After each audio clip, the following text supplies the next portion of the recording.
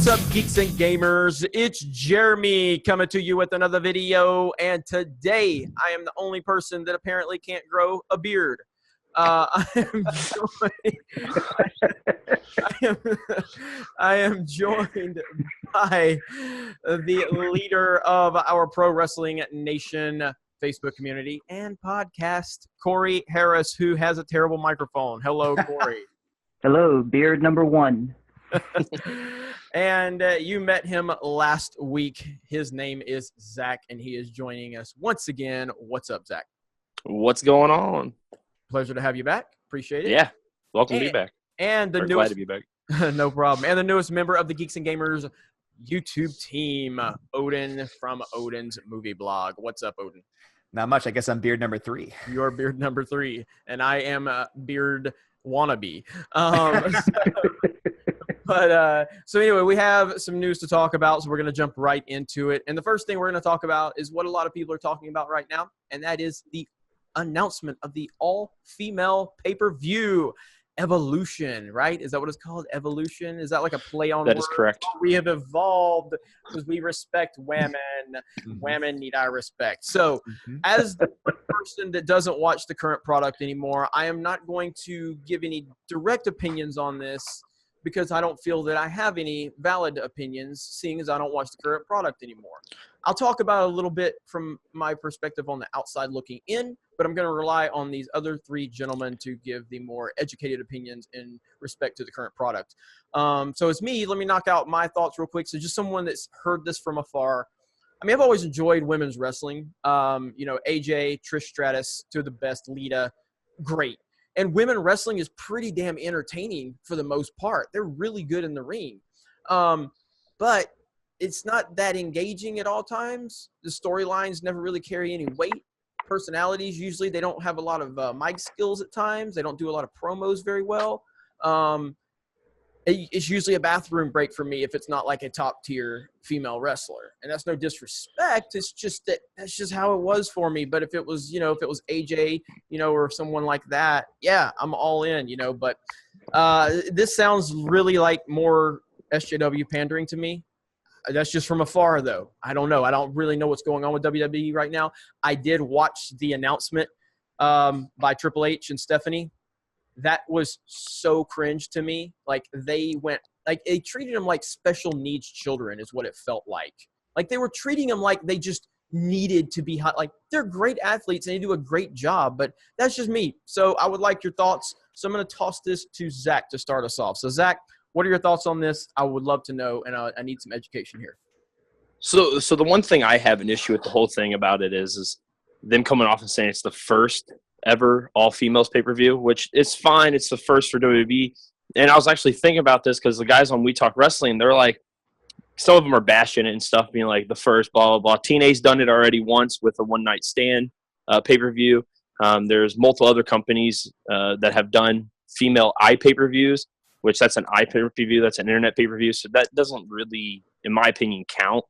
But when you're talking main staple and what the female and WWE have done, and NXT especially, we saw Bayley and Sasha Banks, not even like a year or 2 years ago, do a first ever women's Iron Man match, which was a tear-down, drag-out, awesome fight.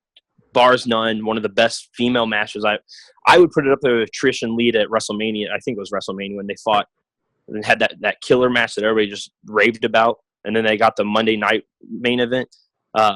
But what Charlotte Flair's been doing, what Asuka's been doing, Becky Lynch, you can just keep naming the list. And there's Ember Moon's coming up. And I wasn't even a big fan of Ember Moon in the NXT because she talked a lot and she had like this gothic gimmick. And then she'd talk and sound like a cheerleader. I'm just like, I don't get you. But the things that they're showing and doing, they 100% do deserve a all-female pay-per-view. So I'm quite happy and want to see what's going to happen. I want to see what stars they bring back because, like, a Victoria match with, Charlotte, or a Trish Stratus Charlotte match, or a Mickie James Trish Stratus rematch, all those matches, dude, I would pay to see big bucks. Like, I would pay to go to that pay-per-view to see that match happen again. Okay. Corey, what do you think?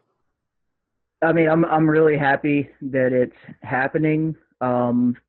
I think my main concern, main problem with it, is that the quality of women's matches lately, at least main roster, has just been lacking, and they're not doing what they were doing down in NXT. There was a small point where they were focusing more on it, but it's not as bad as it was, 6-7 years ago, but it's still, it just feels like everything's thrown together. So it feels like it's out of left field. There's definitely some, what do you call it? Not what you said, the social justice warrior thing, but it feels like it is somewhat publicity, like a publicity stunt in a way. Like there's more to it in the background, of course, because WWE's they're a business, so I get that.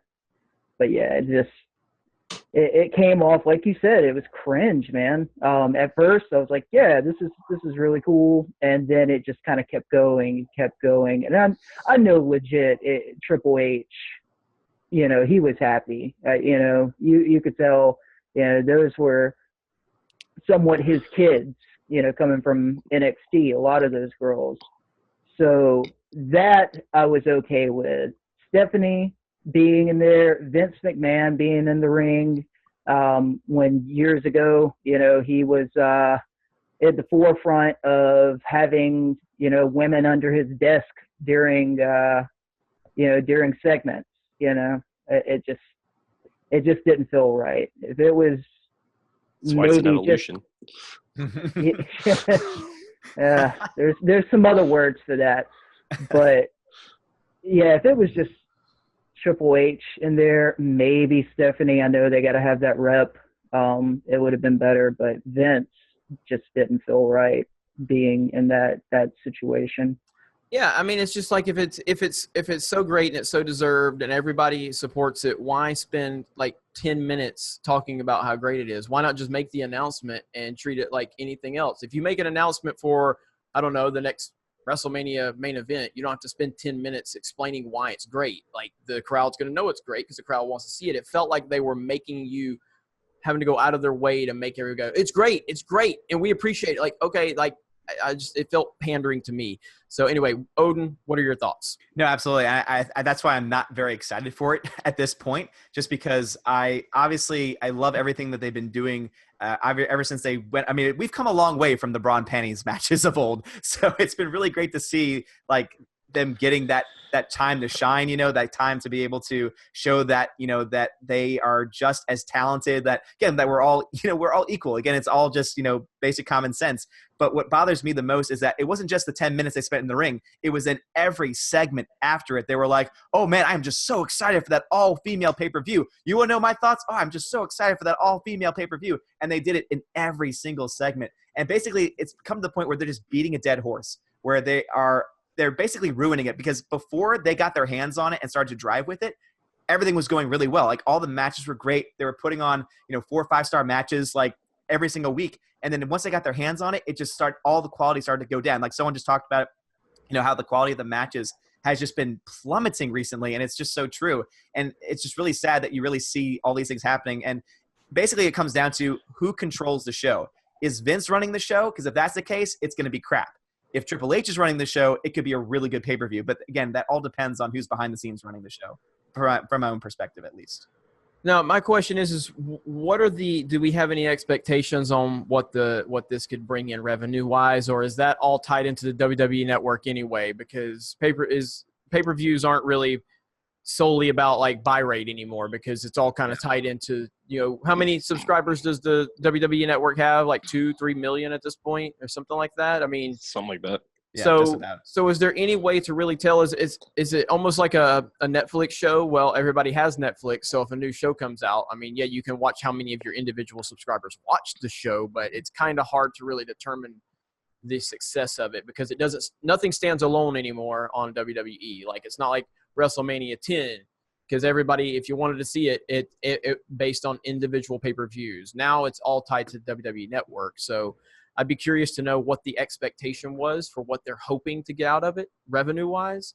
I don't know if you guys have any insider information on that. I guess new subscriber count would be the only thing I could think about, is them trying to maybe market it out to try and get more female subscribers would be, I guess, the thing that they would try to be going for. I also think that this is just a reaction to, because they did the Greatest Royal Rumble just, a couple of months ago. And there was that whole controversy because there were no women on the shows.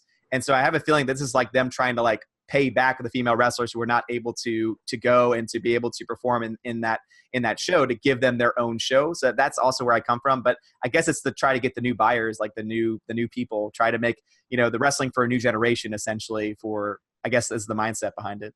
Right. WWE doesn't believe in anything organic anymore. They used to, but anything that is organic, that happens organically on TV, it immediately gets beaten like a dead horse. Just smashed into your face repeatedly.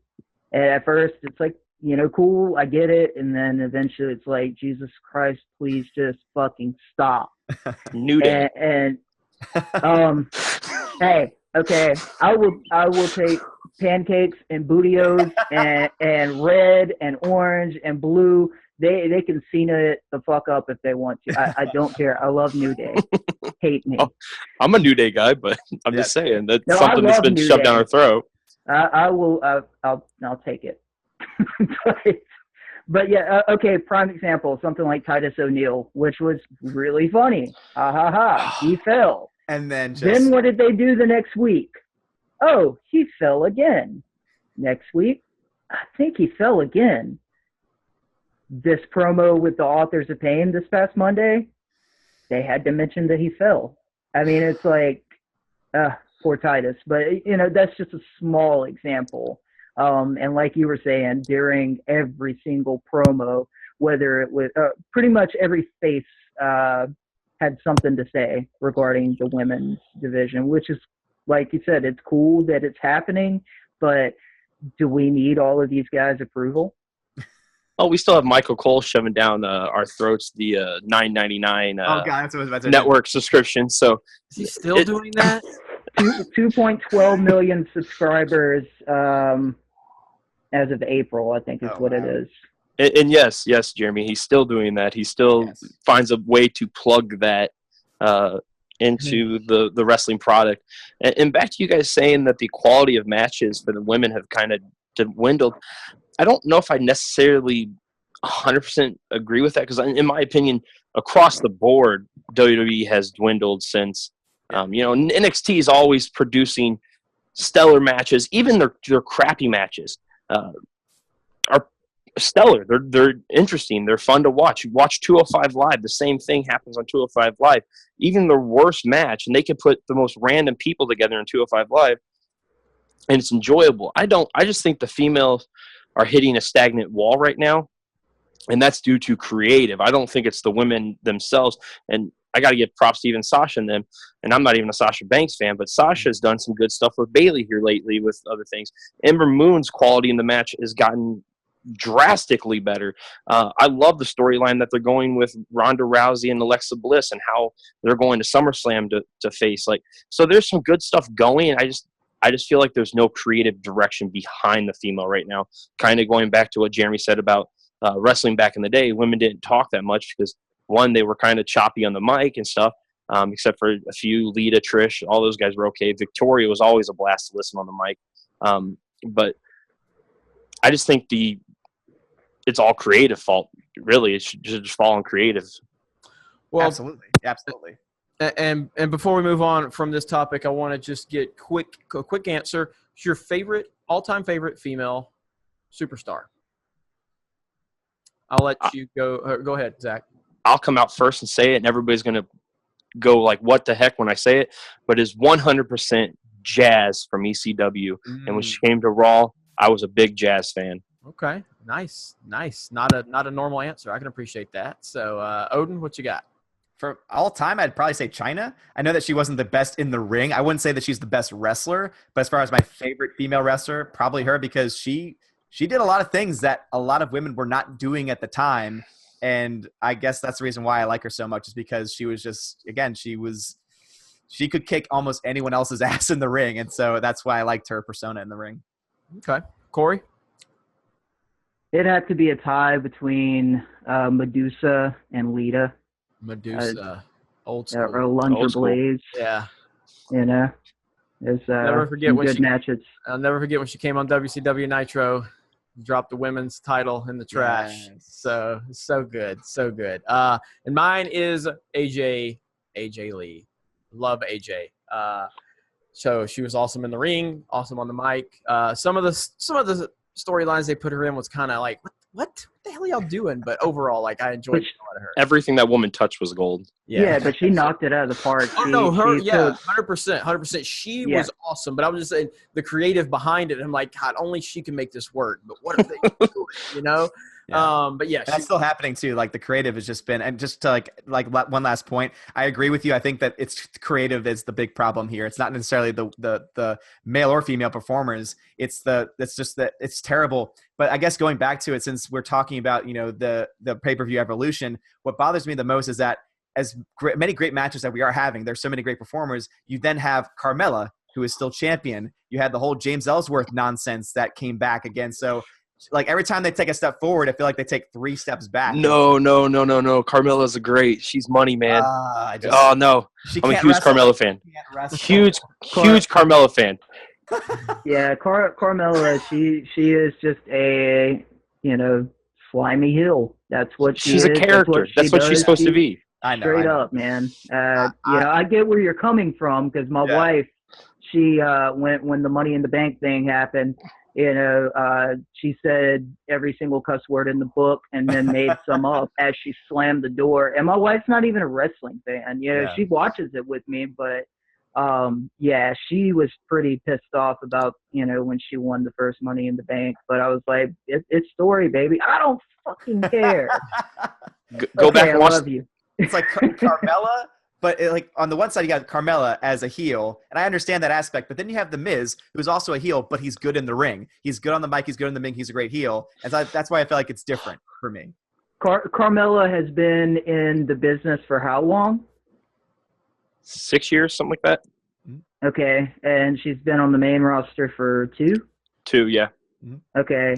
I think she could be a little bit better, but for her just being mostly in training and as a valet for a good point, I think she's doing pretty damn good. She can was definitely also be better.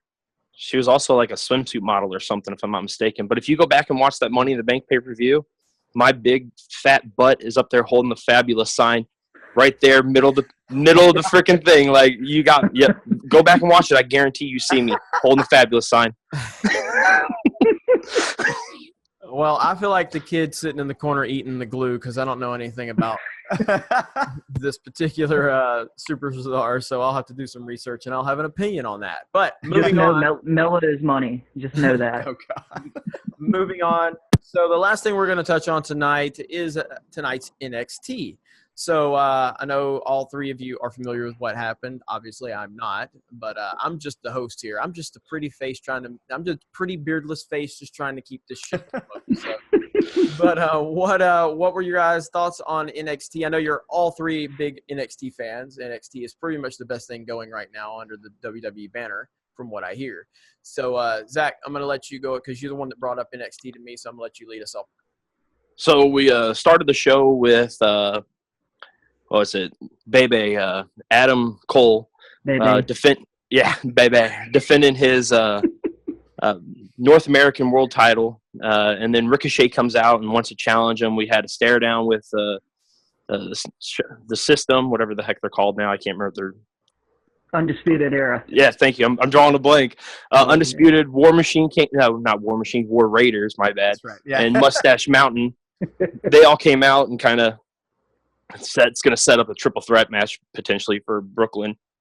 But the big takeaway from tonight's NXT was we had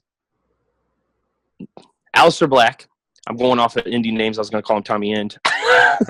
Aleister Black versus Ciampa And Ciampa became our new NXT World Heavyweight Champion in a beautiful heel fashion.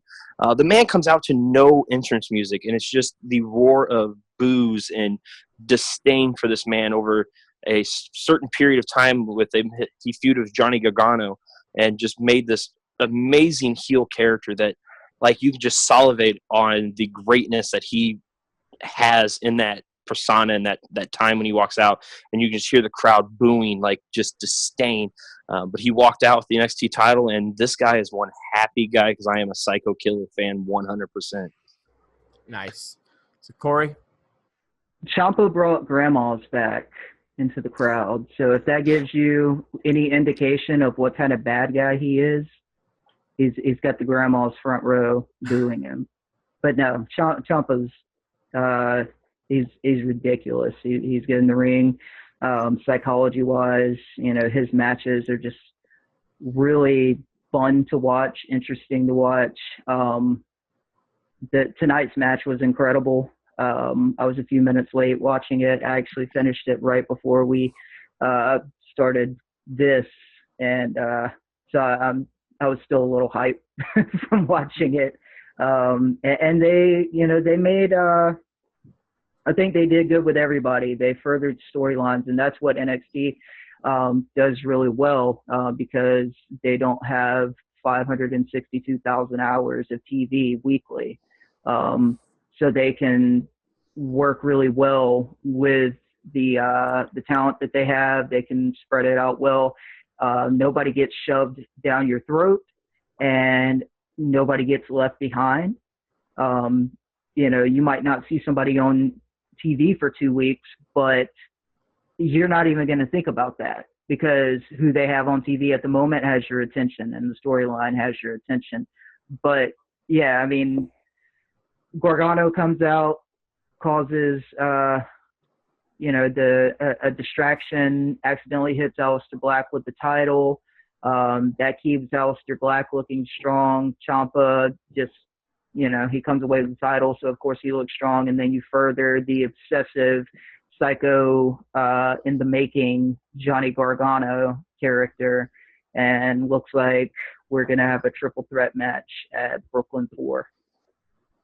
Now, let me ask you this real quick, and then I'll let you jump in, Odin. Why is, from what I hear, because when I still watched wrestling several years ago, the one thing that wasn't an issue was NXT.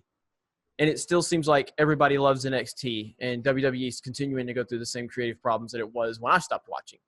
What is the difference? Is it because Triple H is the one running NXT? 3 letters, Triple H. Okay. So I think, that's a big part of it, but I think there's, like I said, them not having that much weekly TV and having everything that the main roster has, and oversaturation. Exactly. That's a big thing. And I think that plays a big part into why we enjoy NXT so much. Now, does NXT still fly under the radar for the most part too?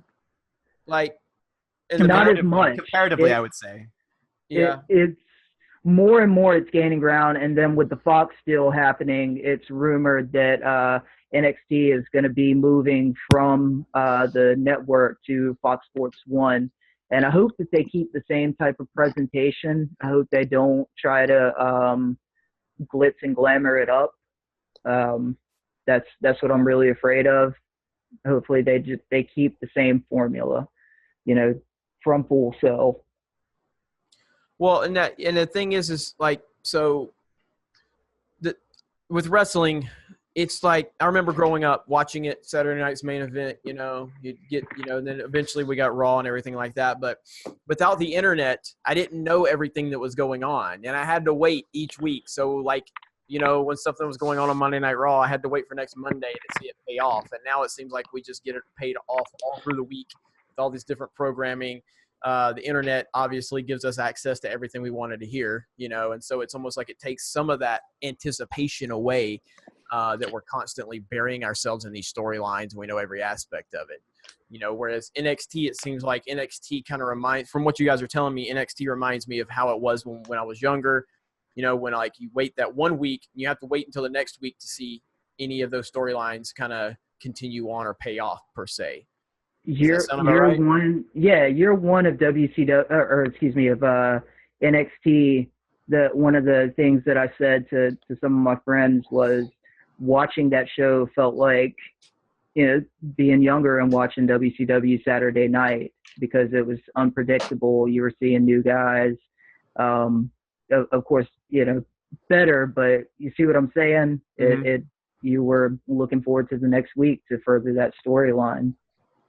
Yeah, and Odin, I'm gonna give you a chance to jump in here real quick. So, thoughts on NXT in general? And so before I talk about the Ciampa match, which I really can't say much about because unfortunately I'm the one that has not seen it yet because I had a lot of stuff going on, but I will be watching it as soon as we get off this. But I want to say that I think the best part of NXT is that there isn't a lot of wasted time. When you go to the main roster, when you go to Raw and SmackDown, less so SmackDown, because I think SmackDown's actually putting on a pretty decent product most weeks, but Raw especially, I mean, with 3 hours, there's just so much wasted time. There are things that they do that don't add anything to the storyline, that just don't further any characters, or if they do, sometimes it's just really poorly done. With NXT, it's almost all matches, and then any backstage segments or anything that they do in the ring, it all furthers the storyline, and it does it very well. It does it very concisely, and that's something that I personally appreciate. So I cannot wait to watch this match because Ciampa is not just a great heel like when he's there. Even on Twitter, he is a mega heel. Like, he got so much heat because he spoiled, like, I think a week after, or like the same week that the Avengers Infinity War came out, he spoiled the ending to the film. So he was already like getting so much heat. I remember that. He is the perfect heel. And so and it helps that he's a great in-ring performer too. So he is just, and the no music, going back to what y'all were saying, like the no music entrance is just beautiful, like showered with booze. And like, it's also too, it's very rare because when a lot of heels these days get cheered for being very good characters, he's probably one of the best characters, and yet he still gets booed. That's how good of a heel that he is. Like, that's why I love him to death. And so I'm glad that he's champion now because I think they're going to do so many great things with it. That actually makes me interested. I mean, because of how good of a heel it seems like he is. Because I remember when he spoiled Infinity War, and I'm like, this dude is going all in. Like, I love it. I love it. I love it when you live it and you own it, and you just go and think of new ways. Because for a wrestler to think about taking the biggest movie of the year with probably the biggest spoiler you could possibly imagine, I mean, it's on the level of, like, you know, Empire Strikes Back type of spoiler almost, you know, like, dude is spoiling it just so he can further his heel, you know, mentality. That's great. So that actually excites me. So the enthusiasm I'm getting from you guys really from NXT really does excite me a lot. So so for that reason, I mean, I could start tuning in. I still have $9.99. I still have the $9.99. It's only $9.99. Did you know? I have it. I have the WWE Network. The only thing I use it for is old school matches. You know, just to relive old school stuff, you know, like I'm so not into the current product. Go ahead, Zach. Dude, watch that match. Just go to NXT, and I think it's about 15 or 20 minutes maybe. Watch that match tonight. You won't even need to know because Mauro Ranallo and Nigel and Percy, they do such a good job. Team. Best, absolutely. Yes, they do such a good job of telling the story that even if you have no idea what's going on, you're going to be into it and you're going to figure it out. So take that 20 minutes, watch that match. Also, not having to listen to Michael Cole talk is a huge relief.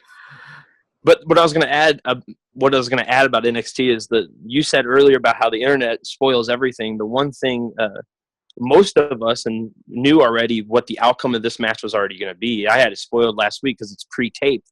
But the great thing about NXT is, like Odin said, everything they do doesn't take away from the storyline. So as soon as they, you know what happens at the end, and you go back and rewatch it, you're like, oh shit, that's how they got there. Like, so it doesn't actually take away from it because now I was just anticipating the ending of it, and the roller coaster journey to get to that end was just as good as the end. And when I saw the end again, I was still psyched about the end. So, like, I wasn't even mad that I was spoiled last week.